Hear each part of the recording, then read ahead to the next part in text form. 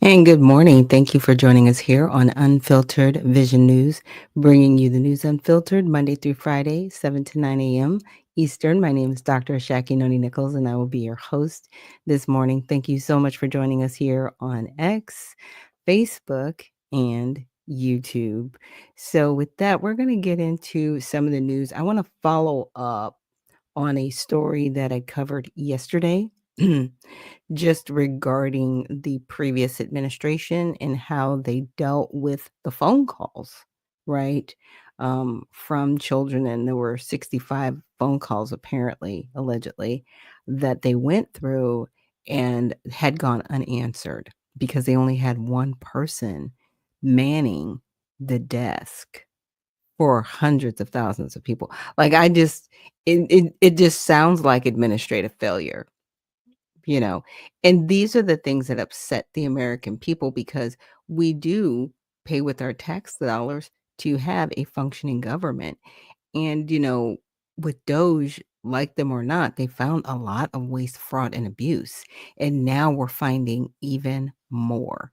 So, with that, I will bring up this clip with, I want to say it's Real America Voices. Make of this story, 65,000 hotline calls going unanswered. You hear the story of one of the calls where we couldn't help this kid until Trump gets into office. What do you make of all this? Well, just to put it in perspective, a couple things. Remember back to when I had an active terror suspect that had come in from Afghanistan. I met a guy from Iran who said the guy in the camp was here. He was a terrorist. He admitted to being a terrorist. He gave a fake name. It took me an hour and a half to get somebody on the phone to actually take it seriously. I was basically told by Homeland Security that unless I knew the guy's exact address, where he was, and his actual name, that they wouldn't even take the report. That was for an active terror suspect. You compare that to the children. Joe Biden not only stopped doing biometric testing on these kids that were recycled.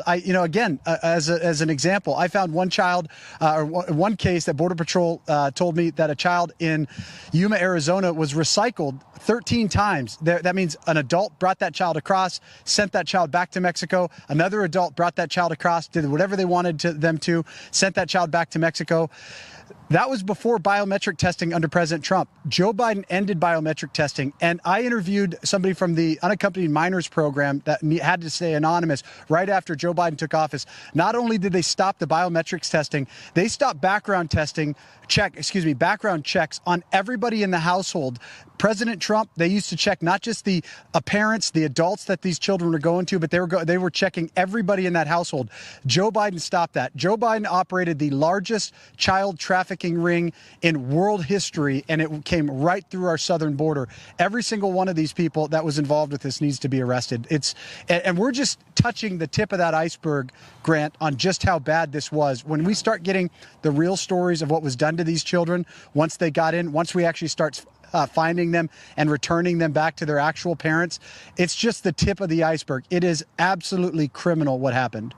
Ben, let me play a clip for you. We told Art Del Cueto, former Border Patrol agent, now with the Border Patrol Council, I know he's a friend of yours like he is mine, about all these calls going unanswered for help from these kids. Apparently there was only one staffer tasked with answering these calls as they're getting thousands of them. This was his reaction to us telling him about that.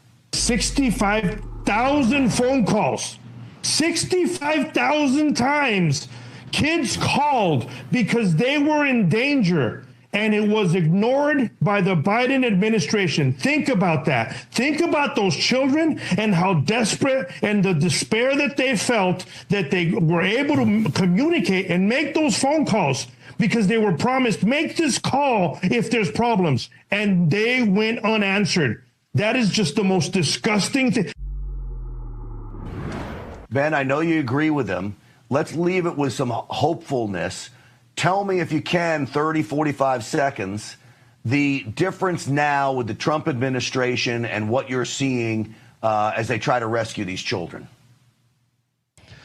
Well, first I want to start with the dark spot, because that is the kids. 65,000 are the ones that actually had the courage to call.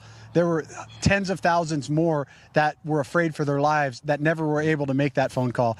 But the bright news is we're finding those children. President Trump, ICE, all of the agencies in America now are tasked with finding those children. We are doing that, and we've stopped the bleeding on our southern border. And that's the difference. President Trump is America first, but he's also child first. And that's what's happening now. I just pray for the ones that are still in these demons' hands that we can get them before it's too late. Yeah, and I really appreciate Ben Bergquam. I've actually had the honor of actually getting to speak with him on Let the Truth Be Told on that podcast. And he's legit. He's been literally on the ground for years following this. I really took notice of him during the Trump administration and, the first administration, going through the Biden administration, and then, to present day. And he's not wrong. We have gone through the largest human trafficking situation in our country, and our tax dollars paid for it. And I've been saying this for years now. Obviously a couple months here on the show since I started this, but when I started running for president of the United States, there was just a lot of research that I did because I wanted to find out, okay, what's really going on? What's wrong with our country? Why is it so broken? And I discovered this, and I've been shouting it from the rooftops, like, we paid for this through the Appropriations Act in 2021, and it's now 2025, and they're just now finding this out. That's a long time for these babies to be suffering, people to be suffering. It's crazy. Oh, Black Empower, thank you so much for reposting the stream. So we're going to get into this next story that I came across, and it's actually a couple weeks old. So yeah, the news moves a little bit faster than me, but it was like, as I see things that actually do make a lot of sense, because there's a lot of people advocating for individuals that are undocumented, right? I told you guys last week about Maria Salazar, a congresswoman. She's in the House of Representatives, District 27 in Florida, and she's advocating something called the Dignity Act. And this act, what it would do is it would allow people that were here illegally, right, to still be here and stay here and work under the guise of this program, which I find disgusting, because we have immigration laws that state you can't be here if you're not here legally. That's why we have laws. Like, and for this person to be a congresswoman and then, trying to inject God into this and, trying to manipulate President Trump, saying God saved you for a moment like this. I'm like, lady, if you don't go somewhere, no, nobody's doing that. But in some more of my research, I'm finding out there's even more criminal activity with people that are undocumented trying to stay here. It's like they found the loophole, but now they're trying to share it with everybody else, right? Like, let me get you the hookup, okay? But then the police got involved in it. So let me share this with you. That the feds were warned about this, that this could happen 4 years ago. Chief Investigator Chris Nakamoto uncovered data showing thousands of these special visas are being used each year. Good evening, Chris. Good evening, Liz and Greg. The report was issued by the U.S. Office of Inspector General. Investigators were very clear. They felt the program in its current form opened up the door for fraud.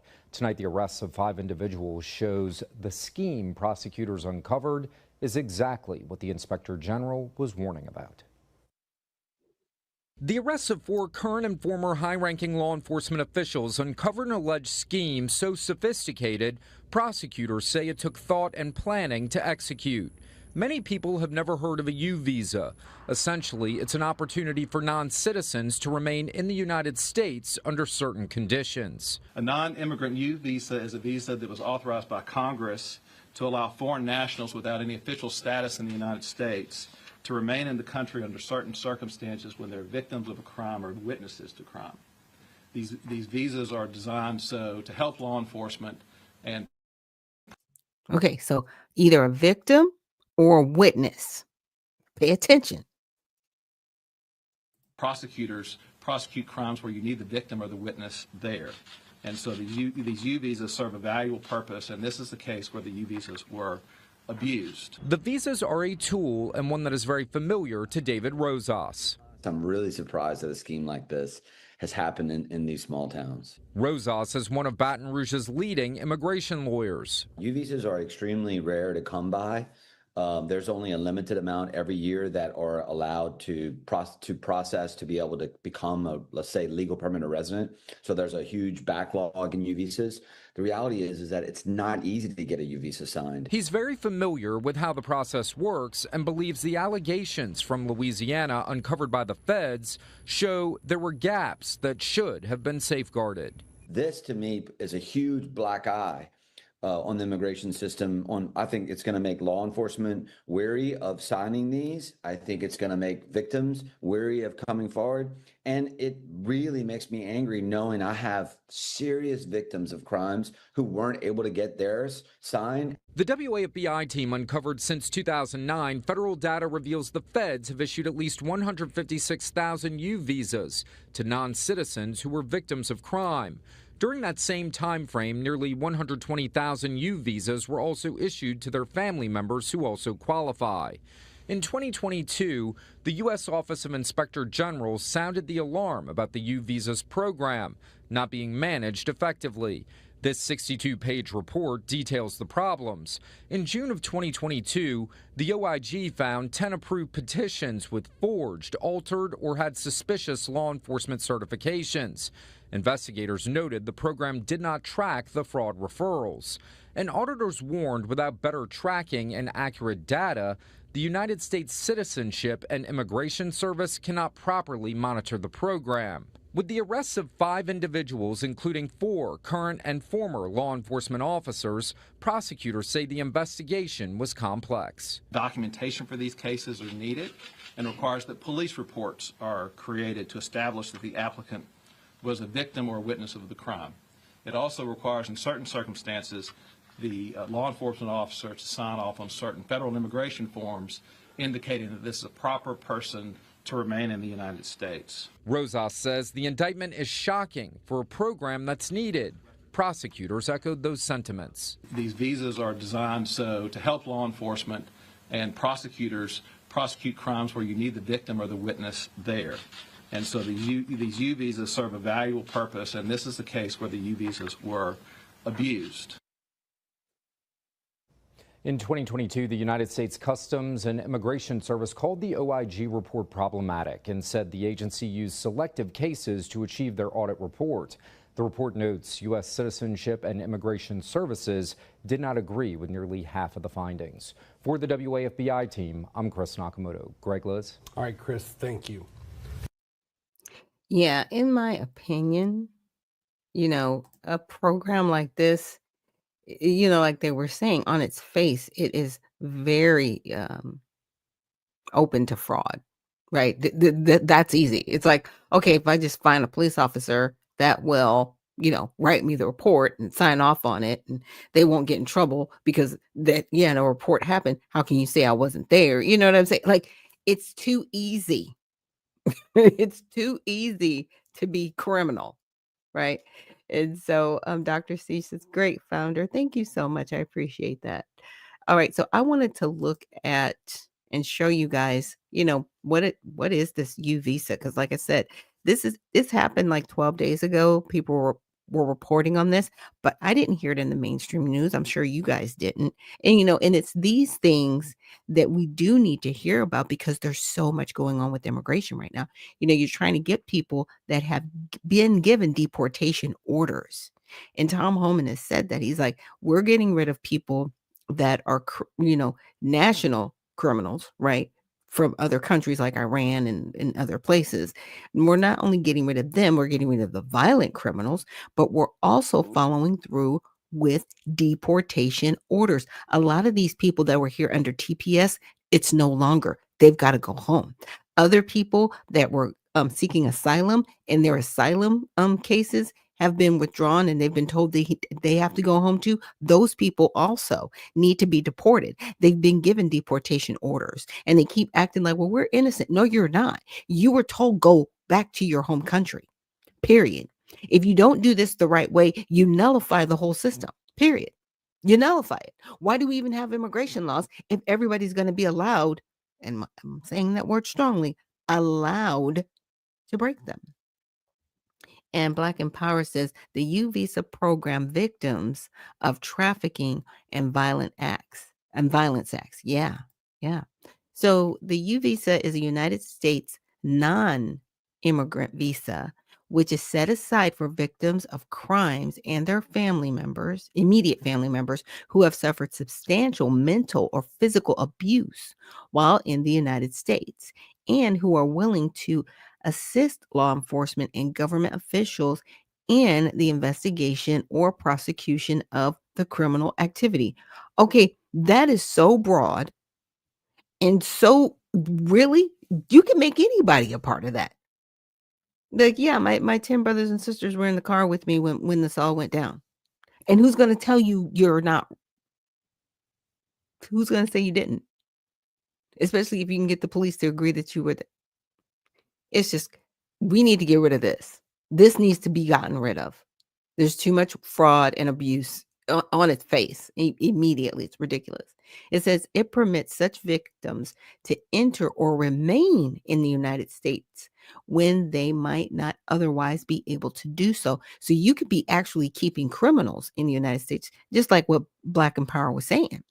You know, the U visa program, Victims of Trafficking and Violence Act. Yeah. So,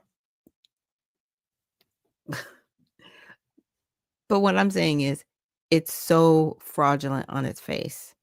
Anybody could apply for this. And if they have, and this is what happened, they became like a criminal ring between the officers and the individual, working with them. They were able to abuse the system. And Black Empower says the U visa program became tied to the Victims of Trafficking and Violence Act. Gotcha. They have lawyers who specialize with it, and they've been scamming to get illegals in for years. Okay. Yeah, it's crazy. This is nuts. It says the U visa was created to encourage victims of crime to help law enforcement investigate and prosecute crimes without the fear of being deported. But now they're committing crimes to actually use the visa. It's crazy.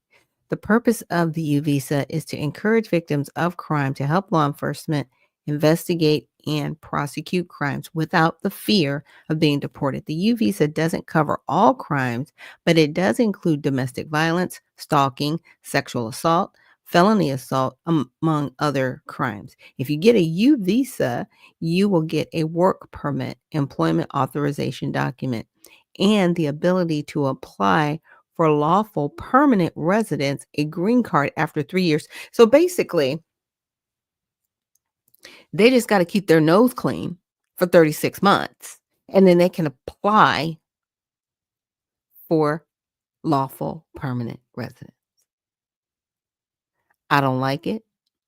I can see how horrible people can hide under this and become in our society, because it says nothing about them actually being vetted. Is there a vetting process? I'm just saying. It says after 5 years as a legal permanent resident, you can apply for citizenship, which is naturalization, assuming that you meet all the other citizenship requirements. But see, people like this, they're not being investigated because they're helping with an investigation. So are they actually being vetted? I guess that's my bigger question. The U visa is a non-immigrant visa that allows non-citizen crime victims and certain qualifying family members. Okay, so now we're bringing in groups of people to live and work in the United States for up to 4 years with extensions in some cases. So this is how people are actually getting around immigration. And it's programs like this that need to stop. They just need to shut it down. Trump, if you're listening, Bondi, if you're listening, DHS, if you're listening, shut this down. Congress, if you're listening, and you rarely do, like, do your job, shut this down. This needs to be shut down. I'm sorry. So I asked, has there been any abuse of the U visa? The U visa program has faced significant scrutiny due to abuse and fraud concerns. A 2022 Department of Homeland Security Office of Inspector General report concluded the program was mismanaged and susceptible to fraud, noting that fraudulent petitioners gained benefits while legitimate victims faced years long waits. The report surveyed 57 law enforcement agencies, finding that 61% believed the U visa program did not significantly improve their ability to investigate and solve crimes, and 54% thought the program was being abused. So over half the people were like, they're not even helping. Like, all they're doing is giving a statement. It's giving no leads. It's probably getting us nowhere. It's getting us no closer to arresting the person, responsible for the crime, right? So you got that. And then you got 54% that thought it was being abused. So why is it still in place? It's stuff like this. And our tax dollars are paying for this, by the way. Just saying. So recent cases highlight extent of fraud. In 2023, a multi-state operation was exposed for staging fake robberies to secure U visas. In 2024, a staged robbery resulted in the fake assailant being shot by an armed bystander. On July 17, 2025, a federal indictment charged 5 individuals from Louisiana, including 4 current and former law enforcement officers, with conspiracy, bribery, visa fraud, and mail fraud for allegedly running a nearly decade-long scheme to create false police reports for U visa applicants. Immigrants paid thousands of dollars to be listed as victims, while officers certified the fraudulent reports in exchange for payments, including a $5,000 bribe offered in February 2025. So, crime on top of crime on top. It was a crime sandwich, okay? A whole crime sandwich. And they said this has been going on for at least 10 years. So this was going back, if we go from 2020, at least 2015. So this was prior to Trump even being in office that this was going on. And this was definitely going on under the Biden administration, because it says 22, 23, and 24. Trump just got in office 2025. This is crazy. This needs to be shut down immediately. And everybody that's on the list, sorry, you got to figure something else out. But everything needs to be revoked and shut down, because this is going to be more criminal behavior. They're not going to be able to stop it. They have to shut this down. So despite these abuses, experts caution against dismantling the program, emphasizing its role in protecting vulnerable crime victims and aiding law enforcement. No, it doesn't. We just saw it doesn't. It enables criminal activity. It does not discourage criminal activity, because what's the penalty? Are they going to go to jail for 50 years? No parole, federal prison. Like what's the penalty? The penalty is more than likely maybe 5 years. And they get time off for good behavior. They get parole. Like, stop the madness. Stop the madness.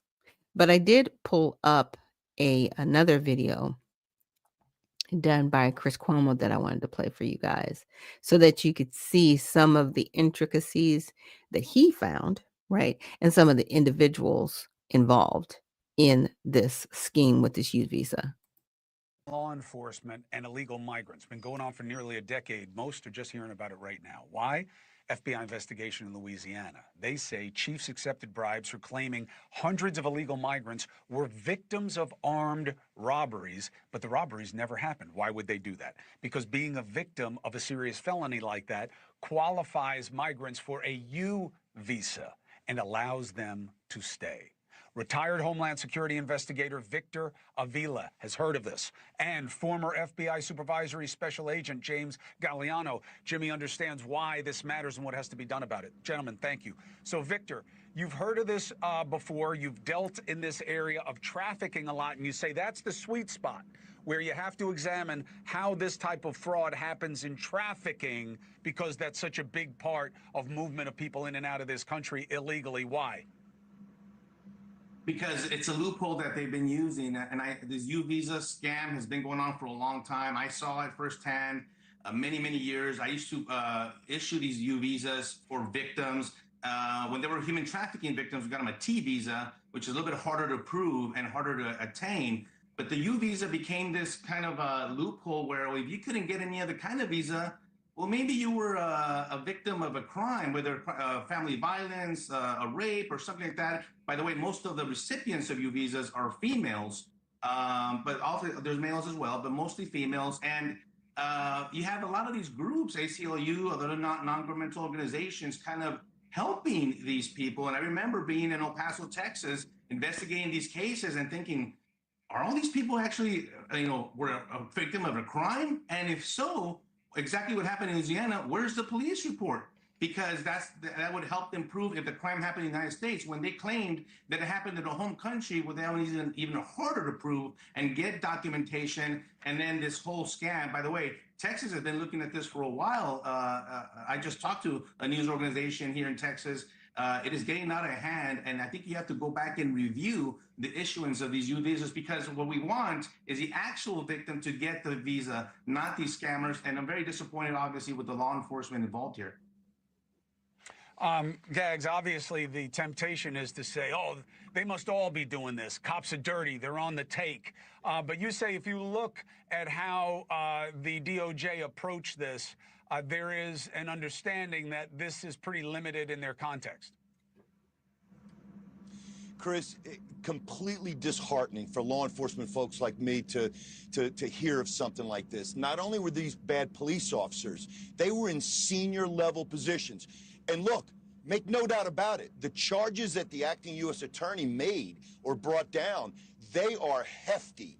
Mail fraud, you're looking at potentially 20 years. Visa fraud, you're looking at potentially 10 years. Those could be served concurrently.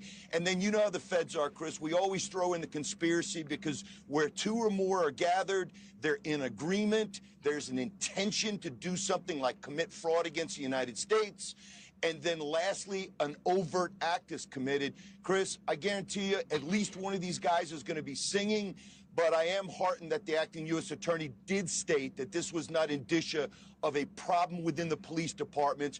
This was a select few amount of people, like select few bad apples. Avila, let's put up that picture again. How'd the subway dude get caught up in this? Everybody's a chief or a sheriff. How'd they get the subway dude, Patel, in here? Money laundering. You think of any business, if you think about it, the cartels and these criminal organizations have used sandwich shops and car dealerships, and if you can imagine it, they've used it to launder their money. I have a feeling Subway got caught in all this.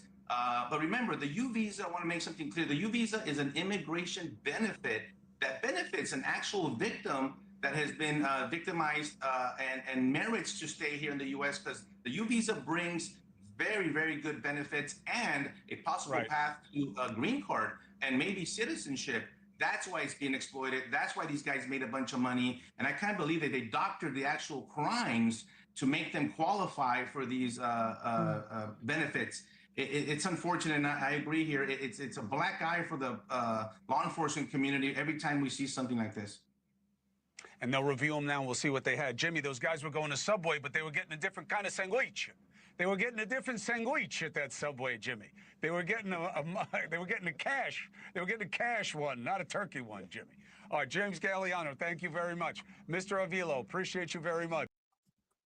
Yeah, and that's crazy, right? And what I keep seeing, and I don't know, since you guys have been following me, why does it always come back to somebody who's not a born citizen that owns a business that's caught up in this crime? Is it just me? Is it just me? Like, this is like the third or fourth story that I've done where it always comes back to somebody who's here, and maybe they got their status legally, right? But then they're helping other people commit crimes to be in this country. And that's the crazy part to me, because, we've got Democrats, who do hate America, and they talk about it. It's kind of crazy. It's like, okay, you're our representatives. Like, why do you hate America so much? Fix this problem. But they don't care about immigration. They don't care about upholding the law. They want to continue to break the law and just disregard it. But then, in my opinion, insult to injury, you keep propping up people not here from the soil, and they have no respect for the country. You know, it'd be nice, and find this weird, can I find an American that's committing these crimes? You gotta find me one. Because a lot of these crimes being committed are committed by people who are either naturalized to this country, or they're working on trying to be here in this country, or they're just here illegally. Because there was the Mexican restaurant, I think it was in San Antonio or whatever. Yeah, he wasn't even here legally, but he somehow was running a business and was hiring people, charging them $12,000 and promising them, hey, yeah, I'll help you get over across the border and get. But we have American citizens that want to have legitimate businesses, that want to contribute to our economy legally. But here we are propping up all of these illegal people. Like, that's just disgusting. And, they had to have known, because, when you get a business, you have to apply for a business license. And some of these things, especially when you're involved in a restaurant, you have to do that stuff in person.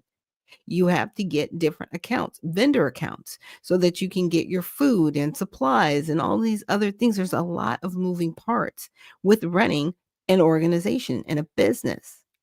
But somehow somebody was here illegally, like I'm just using the San Antonio, for example, and they were able to start a legitimate business. I want everybody investigated, because we have to. Because we have to. Not because we want to, but because we have to. Because if we are not a nation of laws, we are no longer a nation, period. And this has to stop. I think the Democrats, they need to go and have a meeting and make a decision that they're going to start respecting the country. And I said that because we're going to segue into what's happening with the Democratic Party. Be outdone, though multiple Democrats have posted bizarre videos of themselves lifting weights because, well, the research says to do it before taking swipes at President Trump and Republicans.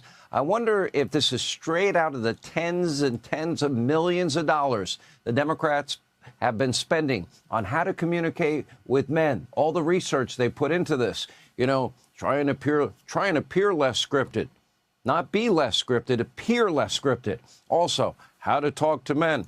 Hey, bro, do you want to go get a brewski? Maybe we should curse more and be more like Donald Trump.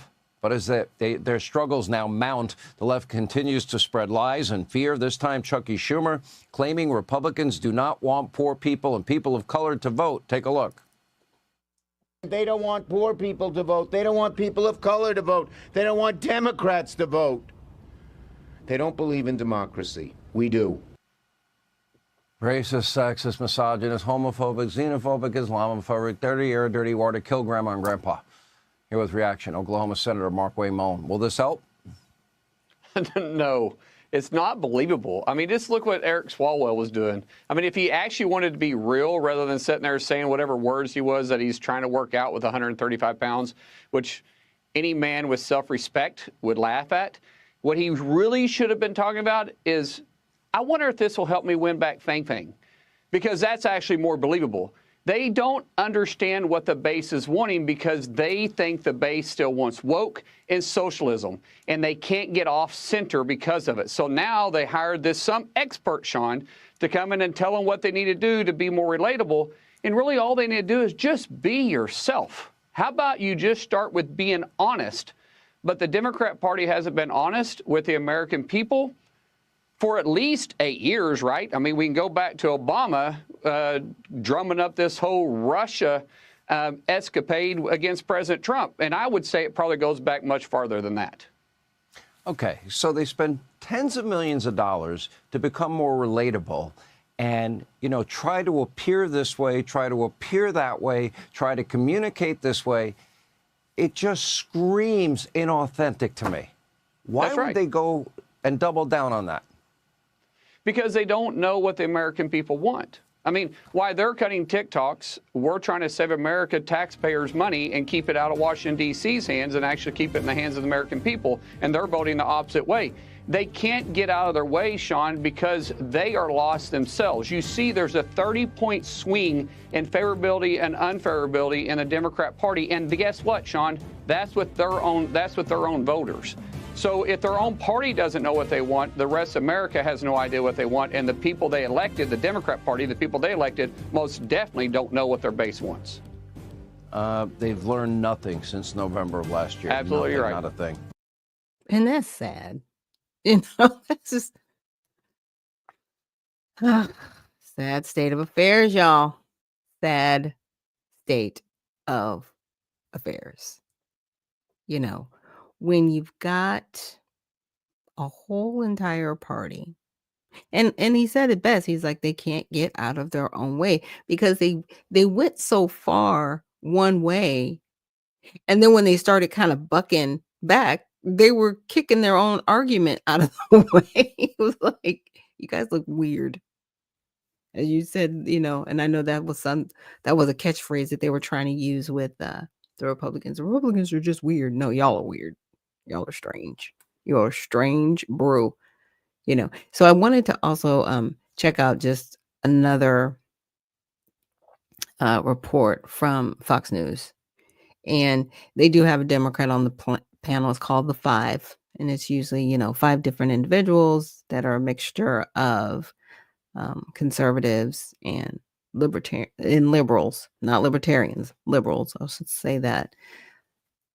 And they had a really good perspective that I wanted you guys to see. They kind of tag on to what this representative was talking about and Sean Hannity. So let's check it out. Couldn't get any worse. The Wall Street Journal finds the Democratic Party's favorability rating is at its lowest point in 35 years. Just 33% of voters say they approve, and Republicans are trusted more on many key issues. CNN, it is stunned. Woof. I mean, my God. We mentioned CNN. We had that poll come out a little while ago on their net favorable rating. They were 26 points underwater. You think that's low enough? How about we go even lower? We'll go to this side of the screen. I'm going to walk over here. We go to the Wall Street Journal, minus 30 points. 30 points underwater. Their lowest on record. These polls have records going all the way back since the early 1990s. The Democratic Party is breaking records in the way, Jessica Dean, you don't want to break records. So what's the Democrats' fix? Well, workout videos, for one. After cringy dancing TikToks didn't work, Democrats are pumping out content of them pumping iron to try to win over voters. I should be working right now. Instead, I'm pumping iron at the gym. I should be working right now. Talk a little bit about this bill they passed. All right, so let's talk about housing. I grew up in a working class family here in the Hudson Valley.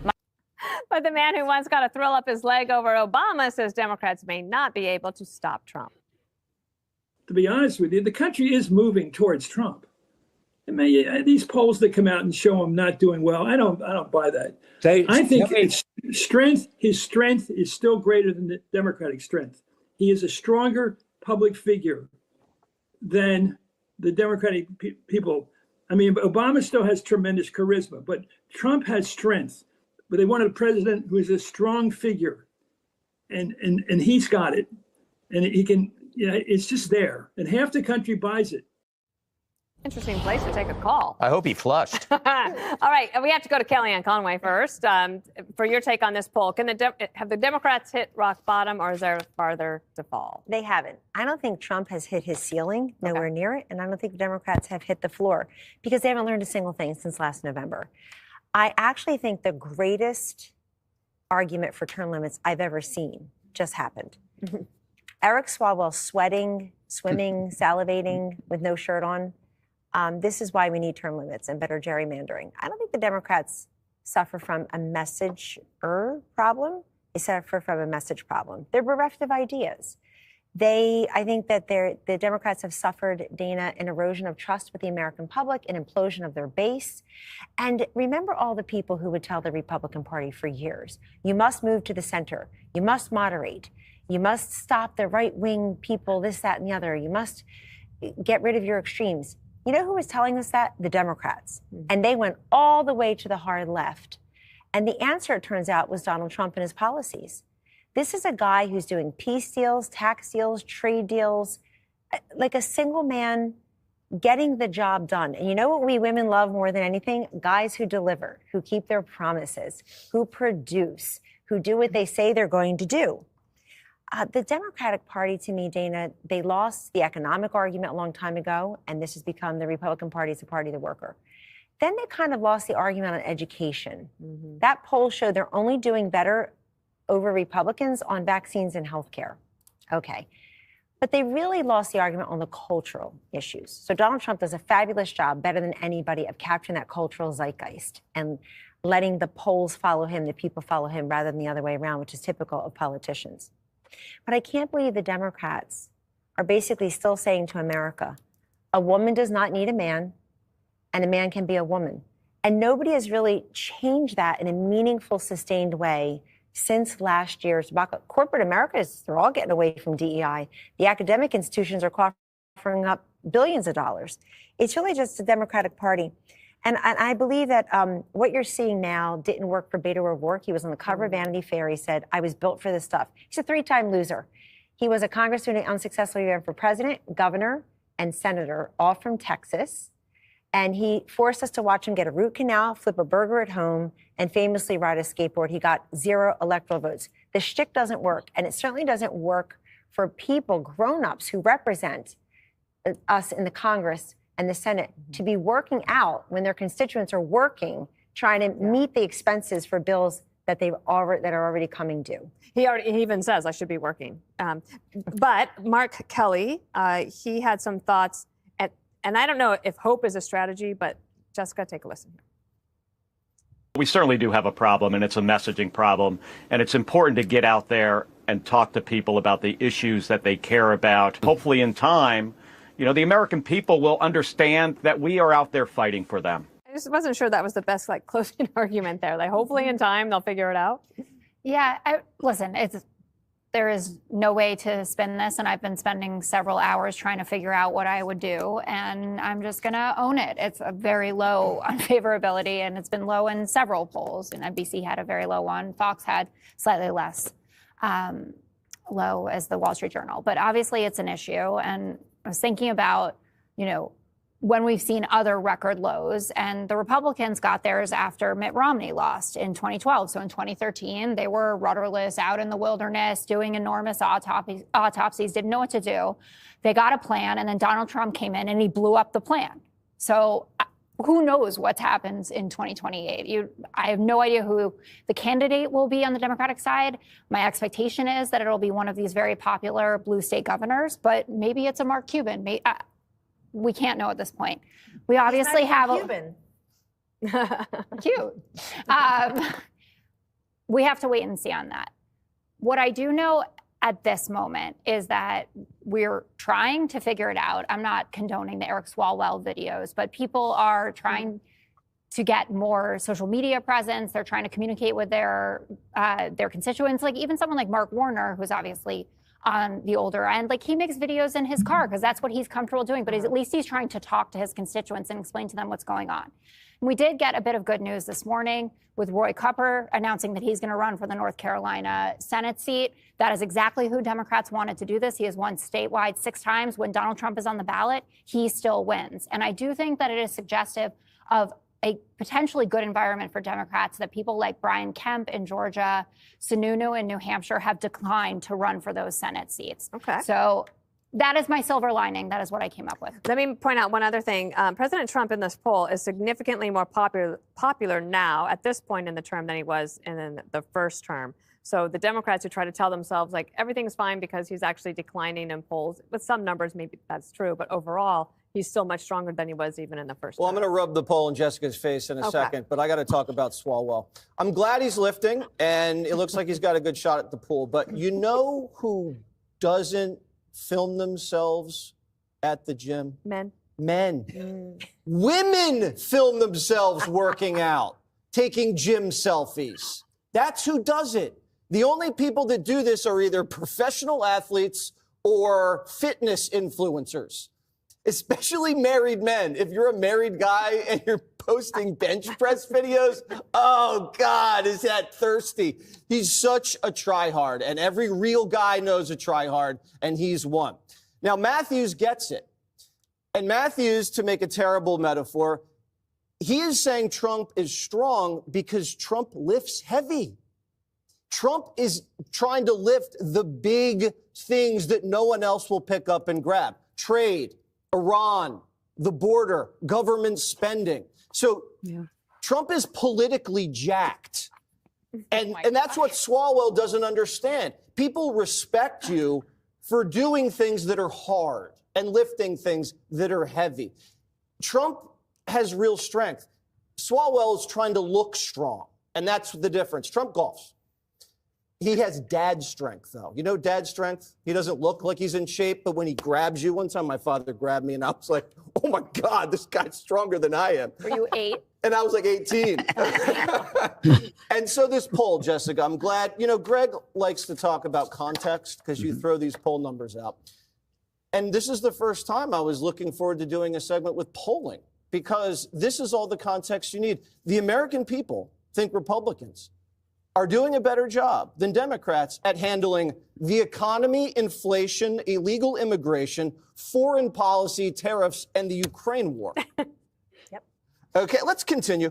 There's a 20-point jump in Americans saying the country is headed in the right direction than last summer when who was president? Joe Biden. The Republicans are viewed more favorably than Democrats by double digits. Americans like ICE more than Democrats. They like Elon Musk more than the Democrats. Americans like RFK Jr. more than the Democrats. And Trump has a 46% approval rating, which is more than Barack Hussein Obama and Joe Biden, their averages. I'm not going to go through it, but take a look at the Fox News poll, and then you won't feel so hot. How dare you? How dare you? I raised you the Wall Street Journal poll. Well, we both are hometown, Can so we I get guess some it's context from our resident? Oh yeah, give us the context, Greg. I sense some mockery in your tone, but I was going to agree with you, Jessica, that this could just be a cyclical thing. You lose, you rebuild, you win. You lose, you rebuild, you win. But there's something off about this one. This is the first time in my memory that a party is this exposed, that we can actually see not what it didn't do, but what it did do. And what we learned about how they did it. Like, we see them naked. We see the party for what it is. So, a little history, Dana? Yes, please. I had this feeling when the wall came down, followed by the breakup of the USSR.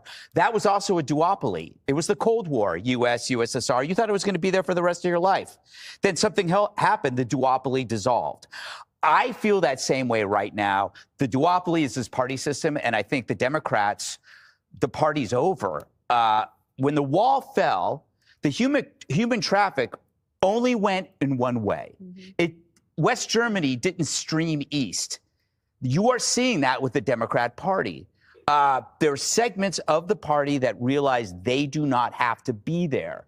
The wall has come down. They are leaving. They're realizing that Democrats, like the USSR, was containment based on fear. It's a dictatorship that exists within a republic, a plantation that you thought you couldn't leave. So now you're seeing how the party doesn't work. You have $100 million that was meant for the Palisades fire going to liberal nonprofits, not the victims. You have teachers' unions giving up on reading and writing and instead pushing racial indoctrination on children.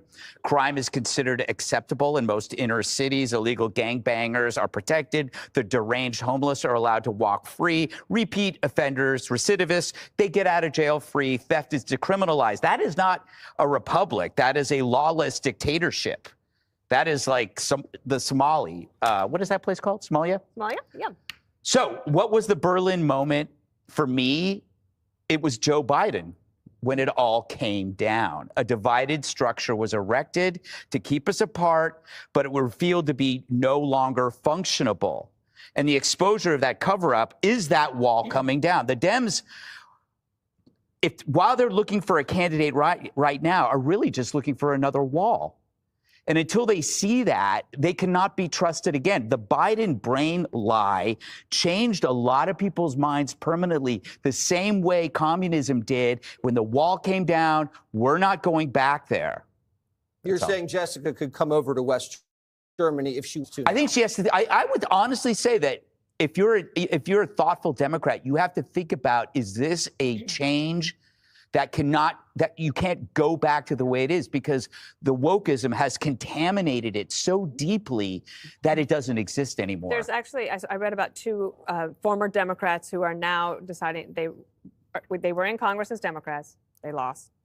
They now are going to run as independents. So they might not have walked all the way over to West Germany, but they're on their way. Yeah, well, a lot of communists did this. A lot of socialists did this. You can too, Jessica. You can too. I cannot. All right, coming up, President Trump silencing his critics with his latest move. Click here. Okay. They make me chuckle just a little bit. But yeah, a lot of what you're saying is kind of true. You know, the Democratic Party has gone so far to the left that any inch back to normalcy, they lose their argument. It's almost like you have to, the Democratic Party, y'all need to have a meeting. You have to admit, like, everything that you did is bad. Everything that you're doing is against humanity, and it's against us having a republic. Like, you just have to get there. And I wanted to thank Sean AI filmmaker for reposting the stream, and also Cajun Lady. Thank you for reposting the stream.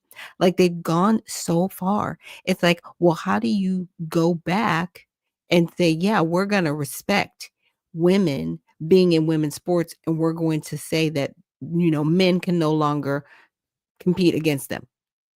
The Democratic Party can't do that because they stuck themselves there. That's just one issue.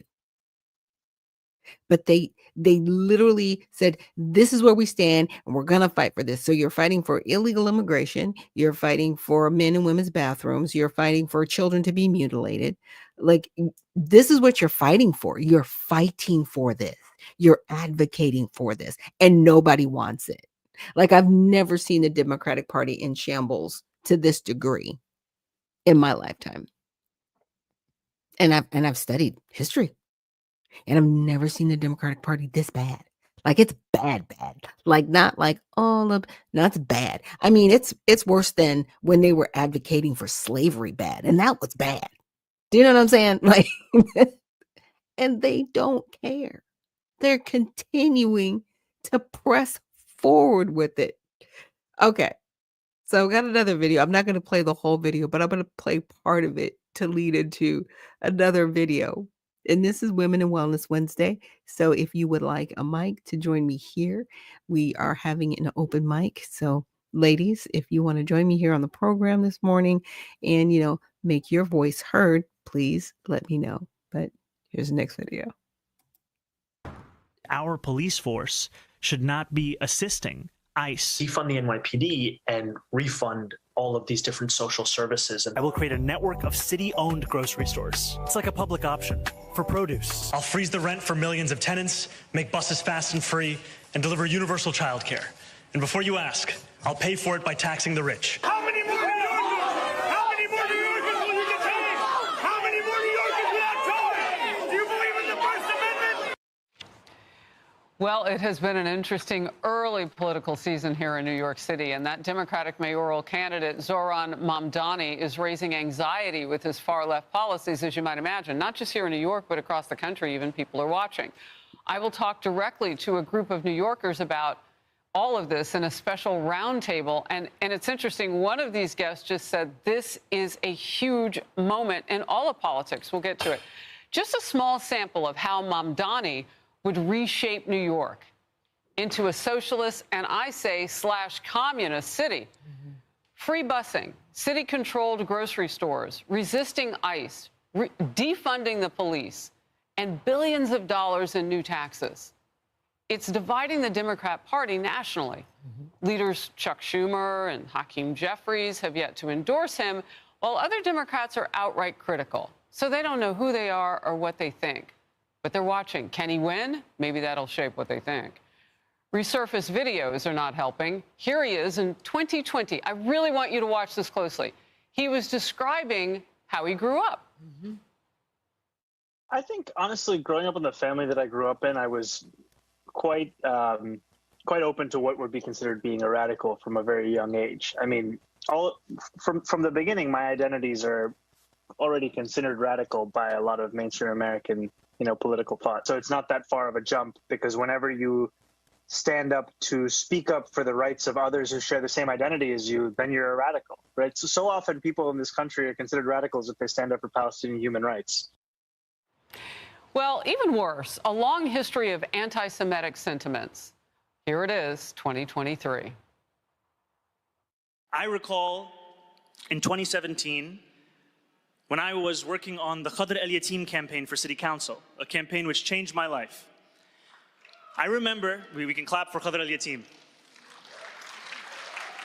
If you don't clap for al-Yatim, you're a Zionist. It's a joke, you don't have to clap. That's not funny. No. He was referring to a pro-Palestinian community activist who lost a bid for a Brooklyn City Council seat. Democrat Governor Josh Shapiro had this advice for Mamdani. Here it is, quote, "I don't care if you're a Republican or a Democratic leader or a Democratic socialist leader. You have to speak and act with moral clarity. And when supporters of yours say things that are blatantly anti-Semitic, you cannot leave room for that to just sit there. You've got to condemn that," a quote. Democratic National Committee Chairman Ken Martin. That's just ridiculous. We have many faces of the Democratic Party all over the country, right? The Democratic Party is a big tent party. We have conservative Democrats, we have centrist Democrats, we have progressives, and we have these leftists. We want everyone to be in that party. And, that includes Zoran Mamdani. That includes other folks on all sides of the ideological spectrum. But I just want to put that question out to you guys. Is that why they're losing? And Patty Cakes, I want to thank you for reposting the stream. And Cajun Lady says, nothing is free. And you're right. Nothing is. But as you can hear, this is the new DNC chair because they got rid of, they had to have the baby step down. They weren't good with it. They were like, David Hogg, you step down. So they're a big tent party. And they're including socialists in the party. You just heard him say it. Yeah, we do have leftists. We do have At a certain point, people need to hear the word no. I'm just saying, am I missing something? It's okay to tell people no, that's not going to work. We're not going to do this. They're going to get more people walking away from the Democratic Party if they continue to do this. There's no more propping it. They can't prop it up anymore. It's on sinking sand. It's literally just built on sand and it's eroding. It's crazy. So he's a fan. Our roundtable now, guests in focus, Vicky Palladino, Republican New York City Councilwoman, Shoshana Ofzine, a Barnard University student, Yuval David, an actor and Jewish advocate, and Ben Appel, a writer and former Columbia University student. I welcome you all. Look, Vicky, you said moments ago, this is a watershed moment. Yeah, it's a game changer. New York has never been faced with this situation ever. And right out of the gate, let me say this. We once upon a time said we'll never forget. There were two things that we would never forget. That's the Holocaust and 9/11. And we've got somebody running for the mayor of the city of New York, 33-year-old kid, raised in a communist sort of environment between his mother and his father, who teaches at Columbia University, running on a communist principle and an anti-Semitic principle. Strong, strong. And he won the Democratic primary. New York has never, ever been in this situation. I've seen many mayor's races, many. And I have to say this to you. There's a dark cloud hanging over New York right now, because the reality that somebody like him, who hates Jews, who hates America, he is definitely, he's going to run the economic capital of the world. And his communist ways of thinking, there's so many fragments to this guy. So many. So, Shauna, when you look at it statistically, the primary that swept him into, a bigger running and fame across the country, actually was a pretty small pool of voters. So we don't know what people are going to do in the main election. So we're watching for that. But one thing that Mamdani says is that he has people in your younger age group locked up. Does he? For sure. I mean, to Mamdani's credit, he's managed to run a pretty successful, unprecedented campaign. And ironically, for a purported socialist, he has successfully capitalized on economic dissatisfaction and discontent with the Democratic establishment.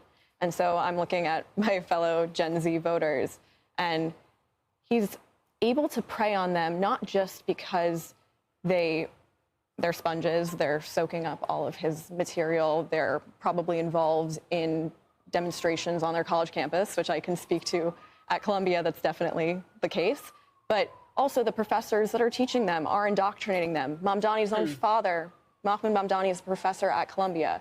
And if you read his scholarship, if you can even call it that, it's predicated on Holocaust inversion. He literally lauds suicide bombers.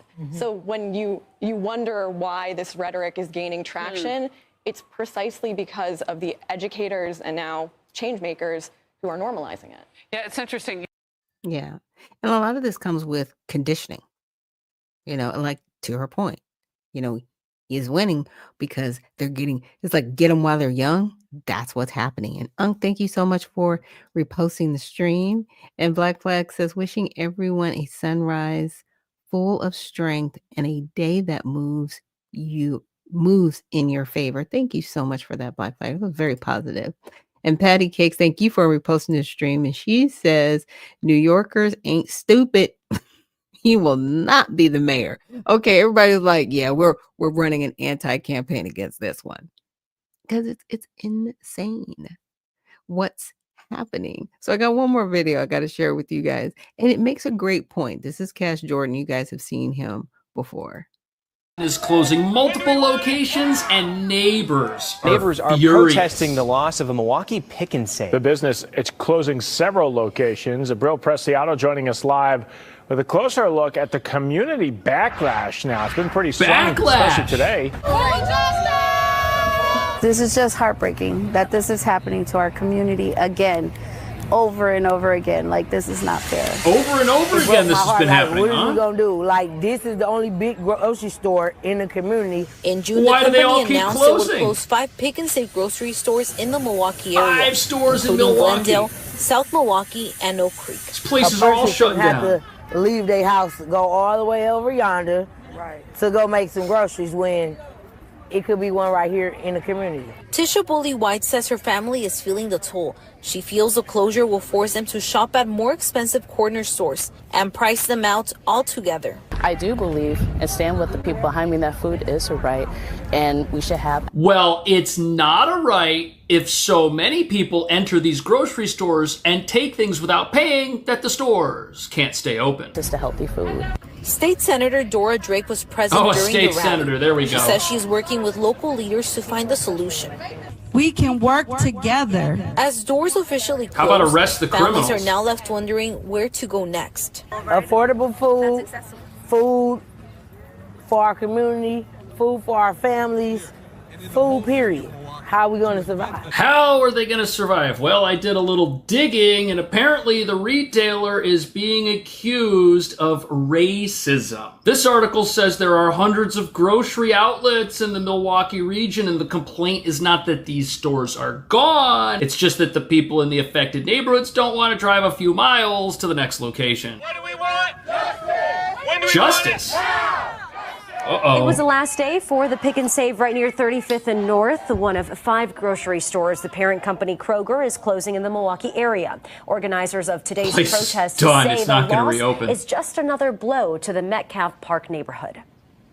We're thinking about all the closures that's happening. All so this is the one closures. store to close. Walgreens is closing as well. Oh, Walgreens. We have clinics closing, so now we have to go Clinics. way outside of our immediate area Everything's to get the leaving. things that we need to live a whole and full, thriving life. Now, here's a look at the 5 locations that Look at are that. being closed in Milwaukee, Glendale, That's South crazy. Milwaukee, and Oak Creek. Pick and Save is offering resources to affected customers at the Metcalf Park and Silver Spring locations. Those resources include free prescription deliveries for the rest of the year and a free 30-day grocery delivery trial. Okay, so they'll bring you the food. But apparently Walgreens is pulling out of this neighborhood as well. These Wisconsin are closing their doors. Now, those include the stores at 76th 2 Street on locations Milwaukee's gone. north side and on Memorial Drive in Racine. Meanwhile, a 3rd location in downtown he had a Milwaukee 3rd. is changing operations. As 12 News' Zoe Henry reports, customers, they're getting pretty frustrated. Wow. As customers come in to make their final purchases inside the Walgreens at 76th Street, they're handed these brochures telling them where the nearest Walgreens or pharmacy is, as the pharmacy here closed July 1st and the rest of the store is closing July 28th. Wow. Some customers we spoke with are disappointed. I come here all the time, and I'm kind of disabled, and we can't get around too well. And But you know who's not disabled? The criminals. Yet they're disabling these businesses by reducing their ability to make a profit. In New York, we got stores like this shutting down all the time, even though the items on the shelf cost double what they should. Stores can't jack up their prices to the level needed to stay open. So what do? They shut down. store after another. The pharmacy in Yeah, they're Wisconsin all shut is set down. to close as well July 21st. The rest of the store will remain open. Walgreens says customers who fill prescriptions at these locations will automatically be transferred to a nearby store. The nearest Walgreens to the location at 76th Street, about a mile and a half away, A mile and a 91st half. and Good Hope. These are It's not just a that few bad. of the latest stores to close in the Milwaukee area, leaving residents looking for an alternative. I'm trying to figure out what's going on, and we need Walgreens around here. Right, and you also need to lock up your criminals. This is the problem with decriminalizing theft or just failing to arrest criminals. If you put the bad guys in jail, bad things don't happen. And listen to how some of these neighbors view these closures. Listen to this. Try to guess who these neighbors vote for. Food that this community has access to. I think the solution would be to move towards a food system that doesn't rely on these big grocery chains for our daily needs. Brittany Like Taylor communism? lives a couple blocks away from this pick and save. It's where she gets everything she needs to feed her family. It's leaving us high and dry. It's leaving us with no resources, no food, no access. Well, we just read an article about how there is food nearby. People just may not want to drive to it. But what about this idea of state-run grocery stores? That's what they think they need here because all the privately run places are gone. Voice for everyone. We're following up on look at those empty viewers shelves. about deteriorating conditions at the Sunfresh grocery Deteriorating. store in the Linwood Shopping Center off Prospect. I mean, it's just ridiculous. I watch people walk in and walk out. There's nothing there. It's clear this Look at this Sunfresh place. at 31st and Prospect is struggling. This is the first section people see when they come in. There's barely any produce. Can't stock A it. lot of the coolers and shelves around the store look the same way. It looks like it's closed. So shoppers have been asking us, if the store isn't closing, then where's all the food? A rotten smell Can't afford comes it. through the door, and anywhere you turn, you'll see products Ugh. that need to be restocked. No hot food or deli. There was a time this store was on life support. I can tell you today, right now, they're dead. This is a new low, I'll even say. to people like Pat Clark, who've watched the store go through its ups and downs. 30 days ago, hell, we looked like a grocery store again. You know something? Communism doesn't feed people, but it does starve them, and that's what we're looking at right here. The city owns the Linwood Shopping Center. A nonprofit operates the grocery store. Public and private investments are in the millions of dollars for the center. The nonprofit didn't respond to a request for comment. I did ask the mayor's office if the city had plans to step in and consider additional funding. The office responded, the city will work closely with store ownership and all neighborhood stakeholders to support the long-term viability That means of the store raising based taxes. on normal revenues from customers and area consumers. Where is the money at? I'm asking where the money is. The shelves could indicate. Yeah, because I'm like, to her point, where is the money? You know, I can see both sides of the argument, but it's like, you've been given millions of dollars, NGOs, you know, other businesses to help fund this. In the city, they own the building, so they're trying to, you know, institute this. It's not working. Okay. So we need some more capitalism, but we need to stop it with the it's okay to steal things as long as it's under $1,000. And that's what a lot of these cities have, and that's why they're falling apart. And that's the point that Cash is making. The future of the store. Come in here. Look what's going on. They also say a lot about how much patience people have left. Yeah, this is what happens when you don't teach people about how communism fails in school. They end up experiencing that failure for themselves in real life, just like New York City is about to experience in real life. For mayoral candidate Zohran Mamdani, for cheaper groceries from city-run stores, It's not it's gonna getting some work. backlash. There have been protests from both bodega owners and the head of the Gristedes grocery chain, who says he'll close or sell his business if Mamdani's elected. News 4's Charles Watson explains this proposal. We're not going anywhere. Members of the United Bodegas of America and John Katz, a billionaire owner of the Gristedes chain markets, giving Democratic mayoral candidate Zohran Mamdani a piece of their mind. How are you going to try to come in and disrupt our livelihood?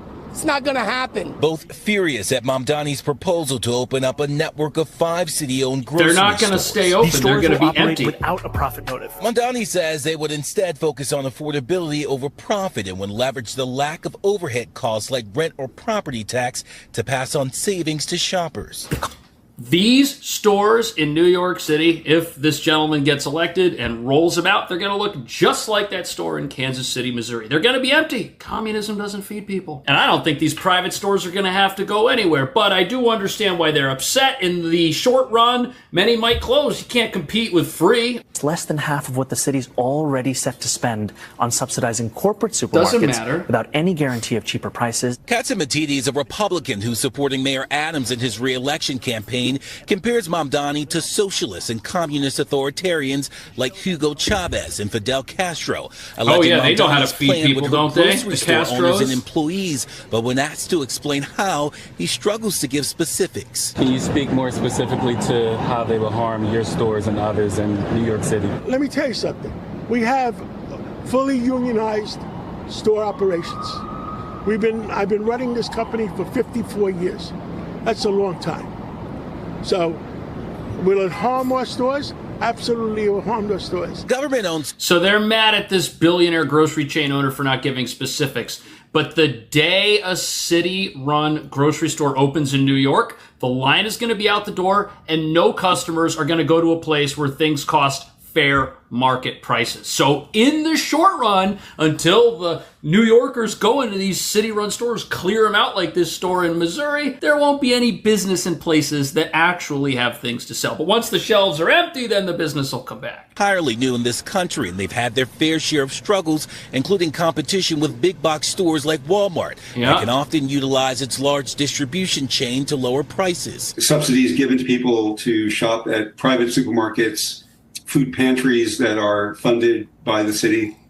There's a whole range of ways in which the city's involved in providing food to people. Nevin Cohen, director of CUNY's Urban Food Policy Institute, says it can be successful here because the city already pours millions of dollars into subsidizing groceries through partnerships, for example, with food pantries or private vendors who operate on city property. Yeah, He food says it's pantry's not a absurd to grocery think store. both can't operate in the same space. The notion that public and private food retail can coexist is just not true. It already does. In Murray Hill, Charles Watson. Sort of, it already does, but we've never had a city-run grocery store. And if you've ever been to a food pantry in New York, the line for that place is so long that only the people who are truly needy are there. But with a city-run grocery store, that place, everyone's going to go. Why wouldn't you? And that Kansas City supermarket, look, it's lost almost $1 million in 2024. So these places lose millions a year. They're not going to. Now that's crazy. Now that's a city-run grocery store. And I'm glad he used that as an example because I know a lot of people are looking at New York. And April Showers, thank you so much for reposting the stream. And April says, wait a minute. That's sign said Bodegas of America crazy. Yes, like they have a whole union. And it's interesting because, Mamdani in the previous video that I showed you guys, he's like, yeah, we're just going to tax the rich. Okay, so if you're going to have city-run grocery stores, you're just going to tax to death the bodegas that are independent of the city? But you talk about lowering taxes. I'm like, okay, why don't you lower taxes on the bodegas? You have the stores already there. Why don't you just lower their taxes? Why don't you help them out as a store? They can lower prices and that can help the community. Maybe. I'm saying. But if you price them out and you try to bring in this government institution, to Cash's point, it's all going to fall apart. Communism does not work. That's why people die to get here. That's why they're committing crimes to get here. It's insane. Stay open. It's impossible. What happened was the city was eager to do something that looked good, that felt like it was helping people, but they ignored basic free market principles. They invested in a grocery store that private investors wanted to have nothing to do with. Oh. And because they didn't then provide the public safety and the transit that people in the community needed, it failed. And it started failing almost immediately. Yep, that's what's going to happen in New York. Of course, it's the taxpayers who, are the ones impacted by this. President Trump gave a speech back in 2019, Patrick, to the Venezuelan community in Miami, and he said this, and I think this just nails it on socialism. This is what he said. He said, "We know that socialism is not about justice. It's not about equality.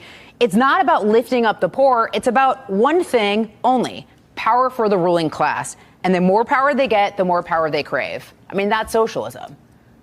Well, the real tragedy of this here in Kansas City with both the buses and the grocery stores is that working class people who desperately rely on this as transit or as a source of food have been shortchanged. Right? They are worse off. Not only is the city lost a bunch of money, but the people that they were supposed to help, that they were trying to help, are made poorer, are made worse off. And again, it's not because we didn't know this was coming. Right. So the grocery store that cannot exist in the free market shuts down. What happens? The activists come in, they institutionalize a little socialism, they pull money out of the pockets of everybody, they put in a grocery store that can't exist in the dynamics of the marketplace where they're putting it. And what happens? It loses massive amounts of money and the store's shelves go empty. They don't have anybody working there. That place is going to have to close down. And what happens? Residents are worse off. They didn't have a store before and they don't have a store after socialism because the one they have costs some money but remains empty and useless. It's very sad. But this is what happens when we don't teach people that socialism and communism only accomplish one thing, and that is starvation and equal levels of misery for everybody involved except the people in charge. Let me know what you think about that. See you in the next video. Yeah. And that is the problem. It ultimately leads to starvation. Like I said, there are people from socialist, communist countries that fight to get here all the time. That's why we have such a problem with immigration. We just really need to get back to the basics. So we're going to take a quick break, and thank you guys for joining me here on Unfiltered Vision News.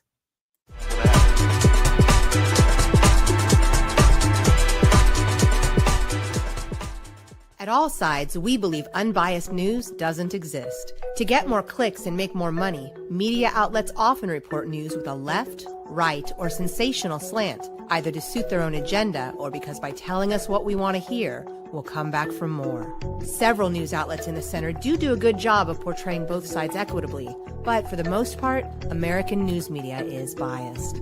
Bias isn't necessarily a bad thing. The key is to get multiple perspectives. But making matters worse, social media and internet search results are heavily filtered, showing us the most popular opinion or results that match our preferences and make us happy. That means we're all living in filter bubbles, where we're only exposed to viewpoints we already agree with, making us less informed and less tolerant of different people and ideas. At All Sides, we give bias ratings for hundreds of media outlets. By freeing people from filter bubbles and providing different perspectives, we can all be better equipped to understand the world and each other. So how do we do it? All Sides has created a patented, fair, transparent process to rate the media bias of hundreds of news outlets and writers. We assess each media source and rate them as far left, center, lean right, or far right, allowing you to quickly identify different perspectives. All Sides is constantly evolving our media bias engine. The more you participate, the better our ratings will be, and the better our news coverage will be. Go to allsides.com to get involved.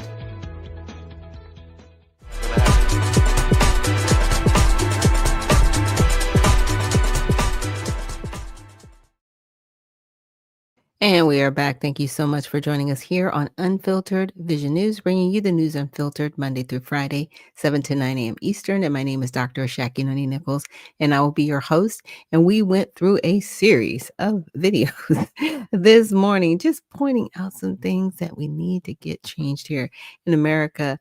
And Unc says we have to figure out how to create our own food distribution system with our Black farmers and figure out how to open our own corner stores for our communities.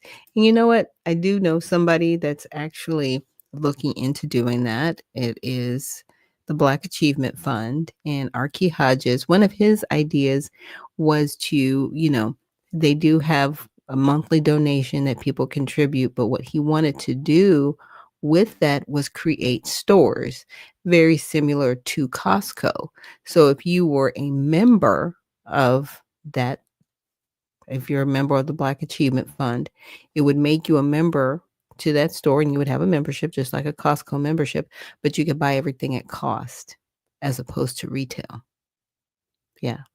That's what he's looking at. And it was like, wow, if that were a situation where we could do that, buy in bulk, buy the things that we needed, to your point, collaborate. Yeah, that is one way to do that. And a lot of people, that's socialism. No, it's not. It's actually capitalism in a completely different way, and it's self-funded. Because if we are donating, and let's just say you've got 1 million people giving $9 a month, that's $9 million a month in capital. Okay. So what you do with that $9 million a month, you can actually create and build an independent infrastructure that stands and holds within the people, because it's the people actually propping it up and supporting it, and it's not supported by government entities. Yeah. So, Archie has cracked the code on that. Now you guys have to investigate him. I'm just saying. Do our lineage checks and make sure he's okay, but that is his idea. So what you were saying, Unc, can absolutely be done. It can absolutely be done. It's just a matter of people wanting to do that. I haven't gone over this story yet, and I also want to thank Unc for reposting the stream.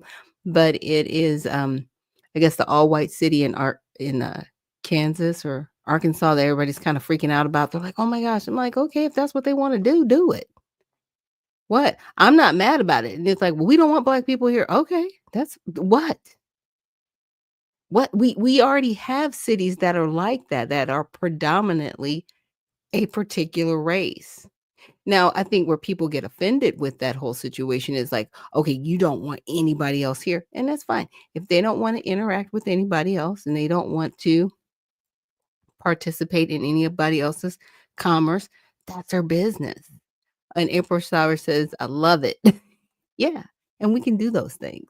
But here's the thing with this whole, let's be segregated. You can be. And I don't think people would get offended. I think where people get offended is when they say, we don't want to interact with other groups. I think that's where people get offended. And April says they are doing it through ancestry and ethnicity, supposedly, not race. Yes, right. You are right. They are saying that. They're like, okay, if you're from this race or ethnicity, and they're tying that in. Because, when I look at the Amish, I don't know about you, but I've never seen an Amish person that looks like me. I'll just say a melanated Amish person. I have not. If you have, let me know, but I have not. And nobody says anything about the Amish. They live their lives. They are completely separated from society, right? Now, they do engage in commerce when they have to buy, sell, and trade. That's how they're able to keep their community going, right? But, you can't just roll up on them and go into their space unless you're invited there, right? Unless you got some business going on there. They tend to come out of their community to do their business, but people aren't allowed in. And nobody says anything about the Amish. And I'm not picking on the Amish. I actually have a lot of respect for what they do and how they live. But nobody's messing with them. Why are you messing with these people in Arkansas? Let them do their thing. It's okay. It is okay.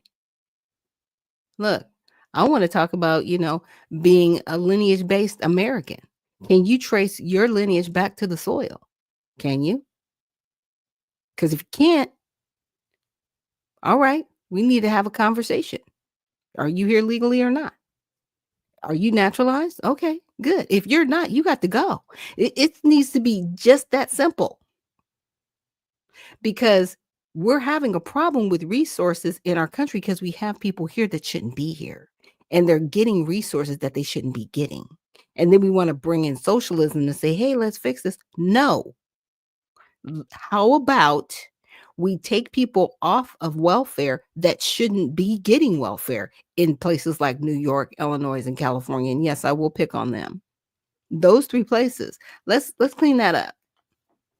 Let's get all of these councilmen and congresswomen and commissioners and governors and state representatives and federal representatives that actually advocate for illegal immigration. They need to all be put in prison. Nope, not just take them out their seats. No, you need to go to jail. How about that? How about because you violated Title 8, Section 1324 with impunity, as if you can. You need to be put in federal prison. Never allowed to be run for office again, period. Yeah, and I am including Maria Salazar from Florida, District 27. You need to be thrown into prison. How dare you, as a member of Congress, advocate for illegal immigration? You completely violate Title 8, Section 1324, while trying to put another act in place to protect illegal immigration. What is wrong with you? I've got a problem with these people. But back to us. Yes, we can do this. We can collectively create economic freedom. We just have to be consistent in doing it. And guess what? The government can't say a thing about it. Because as long as we're paying our taxes and we're doing what we are supposed to do as Americans, you better not say a thing to me when I'm trying to fix what you can't. And that's the part about having a republic and having that freedom. And that's why people literally almost die to try to get over here. But we're not going to tolerate illegal activity. We're just not going to do it. And when we have these politicians up here advocating for illegal activity, we need to shut that down. We need to shut it down. April Shower, she put up all the explanation points. Yeah, we need to shut that down because they're not helping us. They're supporting themselves and the party that they are running under. They're not helping people. And it's sad. And it shouldn't be that way. So let's get to all sides media. And this is weird that this is the first article because everybody's been having a fit over AI and we're going to lose our jobs. And oh my gosh. So Vogue features AI model in August issue and it sparks debate over beauty standards. We've always had a debate over beauty standards. And what I find hilarious is that one ethnicity has always been propped up as this is beautiful, because that's what propaganda and media do. And it gets you to look at yourself and say, well, I'm not beautiful. I'm not pretty because I don't look like that. And that's just wrong. And Only Facts and Truth says, good morning, fam. Well, good morning to you, Only Facts and Truth. And thank you so much for joining us here on the live stream. So, AI, and Alex Jones said it best, it plagiarizes, right? All it does is it aggregates everything of who we are, and then it regurgitates what we ask it to. So if you say, I want a 6'2", blonde-haired, blue-eyed woman with these features and this, that, and the other, it will self-generate what we ask it to by taking parts and pieces of information that's already out there. It is truly garbage in, garbage out. Now, it can be used as a tool. And that's what, Vogue decided to do. So Vogue's August issue used an AI-generated model for the first time, prompting concern over beauty standards and the future of AI in the fashion industry. Okay. Beauty's in the eye of the beholder. That's why there's that line. But also beauty is only skin deep. If you are only infatuated and following a person by the way they look, then you need to stop. Because some of the most beautiful people on the outside are rotten to the core on the inside. And you wouldn't even want to be around them more than 2 seconds. So beauty is more than just skin deep. Let's just say that. So the double page advertisement taken out by the label Guess features a blonde model wearing 2 different outfits across separate pages. It was produced by Paris-based AI creative house Seraphine Valor after Guess's co-founder Paul Marciano requested an AI model for the brand's summer campaign. Users online criticized the ad, with one saying the new beauty standard will be literally unattainable. Exactly. And because this person can be perfect. You don't have to pay for a photo shoot. You don't even have to pay to send people on location. What? This is a time saver and a money saver. And guess what? Y'all still buy the magazines. I don't care what you say. You're going to do it. You're going to do it because they got your hook. It's crazy. So for context, Seraphine Valor is an agency that designs editorial-level AI-driven marketing campaigns and cinematic videos. Its work has also been featured in Harper's Bazaar and Elle. Last year, OpenAI and Vogue's publishing parent, Condé Nast, announced a multi-year partnership. The deal involved allowing ChatGPT and its search engine, SearchGPT, to display content from Vogue and its other publications like GQ. So here's how the media covered it. Outlets across the political spectrum amplified concerns raised on social media. The Telegraph UK, which leans right bias, said the ad left readers disturbed and quoted a real-life model who shared concerns about potential job losses for creatives involved in model shoots. It noted the beauty industry's efforts towards inclusively in recent years and the challenges AI poses to diversity. The USA Today, that leans left, also focused on impact to creatives. It quoted a user saying Vogue is divulging hard work and art of real people. And Seraphine Valor's response, why can't engineers, graphic designers, 3D artists, coders, architect, any kind of creative build beauty too? And Forbes framed the ad as a significant shift in fashion. It highlighted subscriber backlash and raised questions about balancing efficiency and human creativity. Yeah, I've been saying it for a long time. We are the business model. I think I need people to get there. And when I say that, I mean they will put everything around us for us to consume, but we won't be a part of the creative part of it. They'll just throw stuff at us and say, hey, buy this, do this, check this out. But we won't be the ones doing it. It'll be generated by an artificial intelligence. And this is the first step that you see here, where people are actually kind of upset about it affecting their lives, in their business, and their creativity. I tell you what, are you a human? Don't buy it. They've already told you the cat's out the bag. Don't buy it. Don't buy the magazine. Don't go to the shows. Don't support their business because you don't have to. And when they start losing billions of dollars in revenue, they'll be like, wow, what did we do? We lost. They don't want to purchase our stuff. No, because we don't have to. Sir, ma'am, no.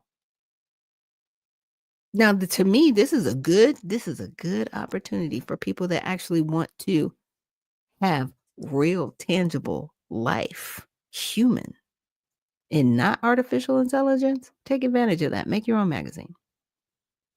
Start your own pioneering, groundbreaking fashion business. You don't have to do this. And that's the one thing that probably drives a lot of these politicians and other evil people, because that's what evil does. Drives them nuts, because we have something called free will. We do not have to do anything we don't want to do. Get there. I don't have to go to Walmart. I can go to the farmer's market. I've got a whole choice. Do what I want to do. Oh, thank you, Only Facts and Truths, for reposting the stream. Yeah, I can do what I want to do when I want to do it. Period. And I don't have to ask anybody's permission, ever. We have free will. We need to use it. And that's our currency. And when we start using it as our currency, the system's going to be like, but wait, what? Yeah, I'm not going to use that. I don't want that. I reject all of it. Reject it. And see what happens. Because these people, they love their money. Just saying. They love their money. They'll crumble. Let them start losing a few $1 billion a month. Let them start losing a few $1 trillion a year. They will buckle. And we will stop. We will not. We'll be done with it. Period. So here it says, wow, 21 states sued Trump administration over demand for SNAP data. This is hilarious. So a coalition of 21 states and Washington, D.C. is suing the Trump administration over a directive requesting states to share private data of millions of supplemental nutrition assistance program SNAP recipients with the federal government. Guess what? You really? Oh, now we want to claim privacy after y'all wanted to be in everybody's business and grill? Did you get the shot? Did you do this? Really? This is a federal program. Whenever you have federal programs, you do have to share that information. So I don't even know why this is brand new. You just don't want the illegals found that you're giving this to, which is actually a crime because they're not supposed to get it. Now, if you want to give them state stuff, you can. Still crime. At the state level, still a crime. But when you're giving them federal benefits and you're hiding and harboring them, again, violation, Title 8, Section 1324. They are all in on this. So for the details, the lawsuit challenges the Department of Agriculture, the USDA, directive by alleging that the demand violates federal privacy laws and the U.S. Constitution. You're signing up for a federal program every contract has like this little section. It's called privacy. And it tells you what you're entitled to, what you're not entitled to, what you'll be covered by, what you won't be covered by. And more than likely in that clause, and I'm just assuming, well, I'm alleging, it will say that you have to give your information to the federal government. So you've already signed over your right to privacy. But here's my thing. How are these illegals covered by the Fourth Amendment? They're not covered under the Constitution because they're not citizens. You want to call them residents and undocumented and all these other buzzwords. They're not citizens of this country. They shouldn't be getting this stuff. But y'all trying hard. So it suggests that it is part of an effort to collect information for immigration enforcement. Absolutely. The lawsuit also asked the court to prevent data from being shared with the Department of Government Efficiency or the Department of Homeland Security for any purpose other than administering the SNAP program. According to the USDA, the goal of the data collection is to help root out fraud in the program. Absolutely, because there are people that shouldn't be on there. Period. And everybody was like, how are they going to find all these illegal people here? I was like, go to the programs. They are on them. You will find them in 5 minutes. Just look at the roster and you will find that they're not here. And probably most of them are on deportation orders. And they need to leave the country, period. I don't know what's so hard about people following the law. It's really crazy to me. So for context, in May, the USDA announced its plans to create a database of Americans who receive SNAP benefits, which serves about 42 million people. The USDA, which oversees SNAP, announced the push as part of President Trump's executive order to increase data sharing across federal and state programs. Agencies such as the Internal Revenue Service have been directed to share personal information with immigration authorities in recent months. Yeah, because all of these systems and programs weren't talking to each other, and that creates fraud. Period. I do not understand people's love affair with wanting to do evil and criminal activity. It's disgusting. So this is how the media covered it. CBS News, that leans left bias, quoted New York Attorney General Letitia James, who called the directive cruel and chaotic, she would. It also wrote that immigrants' rights experts say it's another attempt to expand surveillance. Really? It's okay for us to get surveilled as American citizens. Like the phone listens to me, my tablet, the TV. I mean, I'm here out in the public ether doing this show, so I'm really like, yeah, I'm doing my thing. We're being tracked all the time.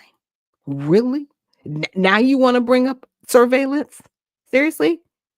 The Patriot Act? Really? Now you want to talk about it. Okay. Gotcha.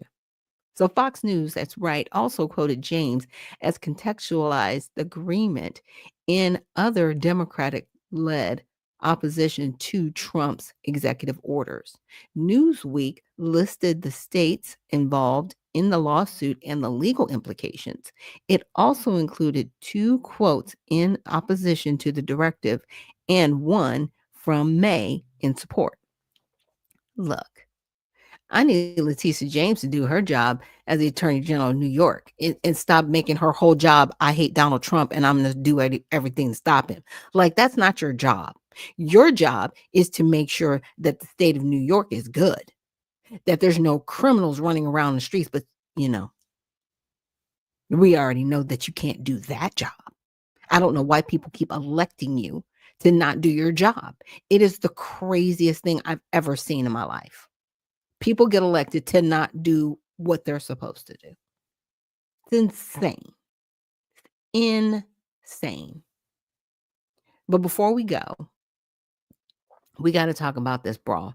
Marjorie Taylor Greene, she labels Gaza's situation as genocide. And there are a lot of people saying that. And like I was saying yesterday, I was like, we really need to get to peace with that whole region. But here's the problem. It's not our job. They live over there. I don't live over there. It is not my business. And a lot of people might take offense to that. It's still not my business, because guess what? They will clean up this whole mess, and in 5 minutes, it will be back to where it was before. It's not our business. I want to take all the Middle East leaders and get them on a phone call and be like, okay, y'all good? I know you're not, but you need to work this out amongst yourselves. We don't want to be a part of this. Have a good day. And hang up the phone. That's where I want. That's what I want. Because I'm tired of it. I really am. Because no matter what's done, they will still return to this. And I don't want to be in ongoing conflict. If they want to, do your thing. If that's what you want to be in, fine. Do it without me. Call me when it's over, if it ever ends. Do what you need to do. But don't involve us anymore. I'm like I said, I'm over it. I want out. Literally, I want out. But I got to talk about this Cincinnati brawl. Goes viral, leads to police investigation. Now, I did see a video, I want to say from the head of the police department there. She's female. And she was like, there was craziness going on both sides, and everybody involved, shouldn't have been doing what they were doing. There was alcohol involved. She didn't say alcohols, but, said there was alcohol involved. Now, I've seen 2 different videos. Now, the video that they have predominantly been showing is a man who gets, I guess, sucker punched from the back. He's an older white gentleman, and somebody hits him from the back, and then a whole bunch of people start running after him, and he's in front of a car and all that. But they don't take it from the very, very beginning of the video. And there were some words spoken between the Caucasian people and the Black people that were there. And then, the altercation ensued, and it got crazy, and people were doing their thing. And I was talking to my husband about this yesterday. I was like, the older Caucasian people today, they need to understand that there's some new Black people outside. These are not the, oh, sir, let me, I'm so sorry I bumped into you, nice Negro Black people. No. These young people, these young wild Black people, they will hurt you. They do not care. They don't have a filter. Look, you stop it. If you are over the age of 50, don't mess with these young Black people out here. I'm just saying. And I'll say melanated, right? I'll say melanated because I'm not claiming everybody just because they're brown that they are Black Americans. I'm not doing that. We're not doing that. So I don't know if these were Black Americans or not. I know there are melanated people out there that got into an altercation with some Caucasian people. Okay. And that doesn't mean that people need to go burning cities down and acting crazy like, oh, it's so everything's so racist. Stop that. Don't do that. This was an isolated incident.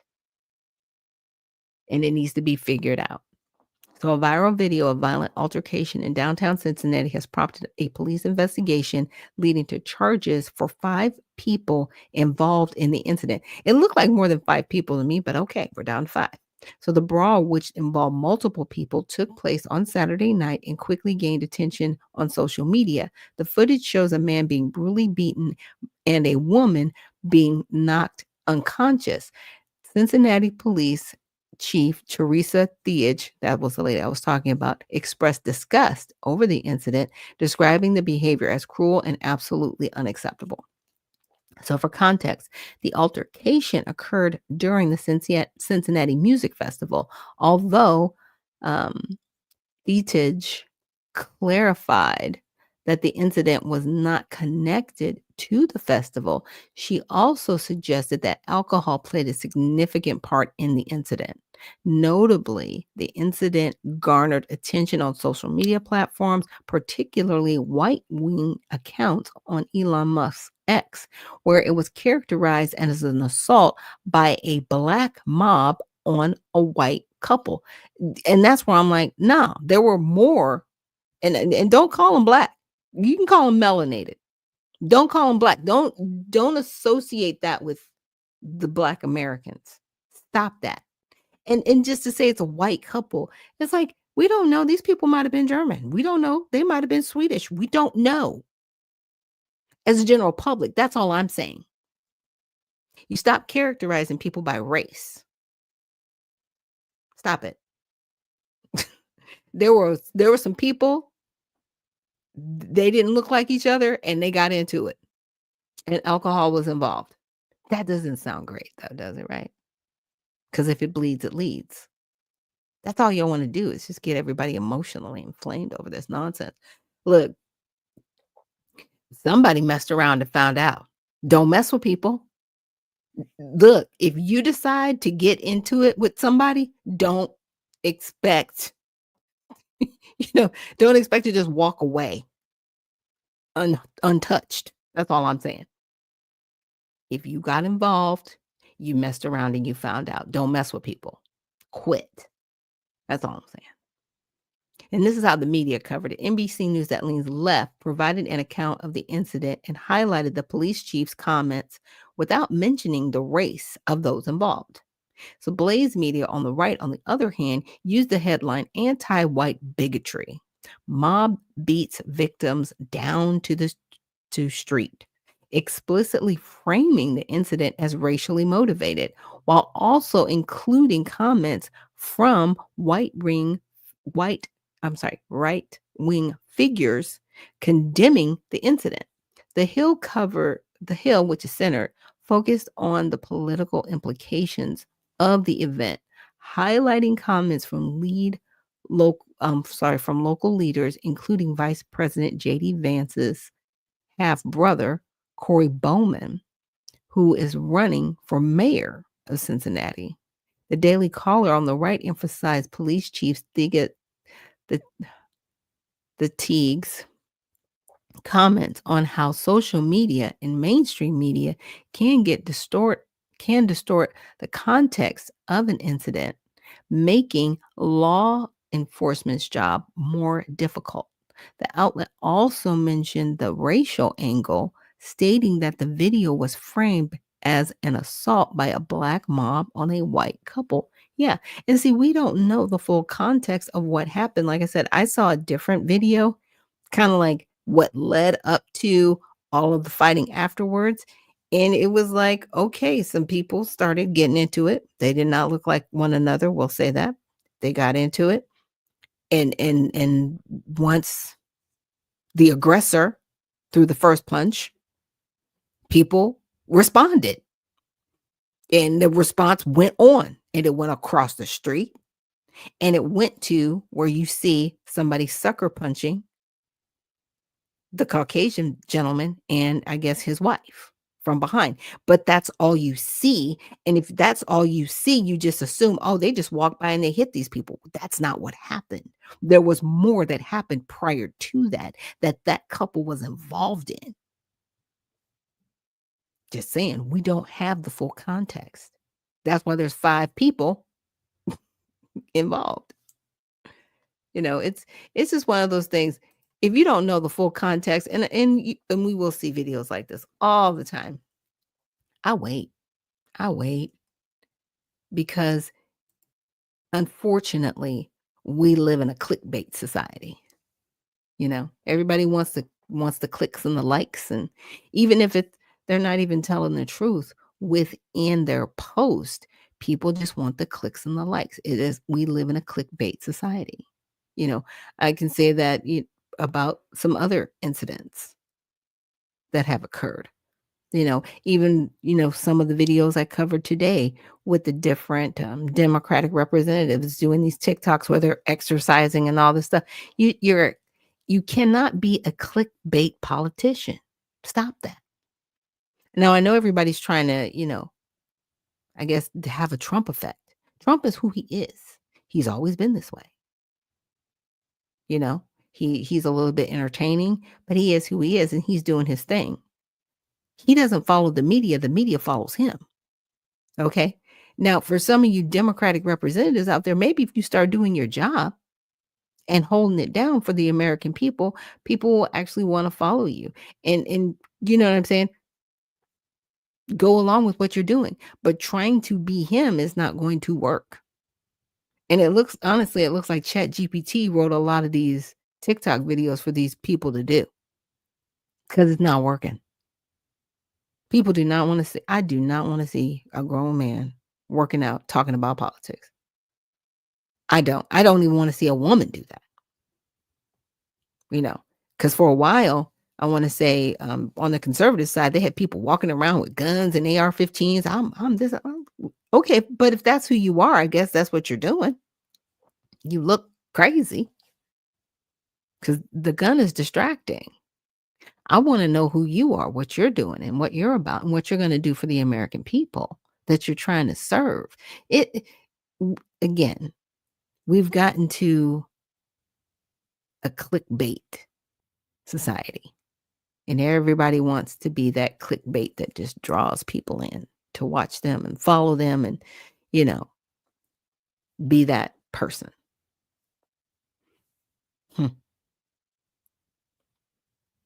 We can do better. That's all I got to say. So thank you so much for joining us here on Unfiltered Vision News. And remember to stay well, stay focused, and stay unfiltered. I'll see you guys in the next one.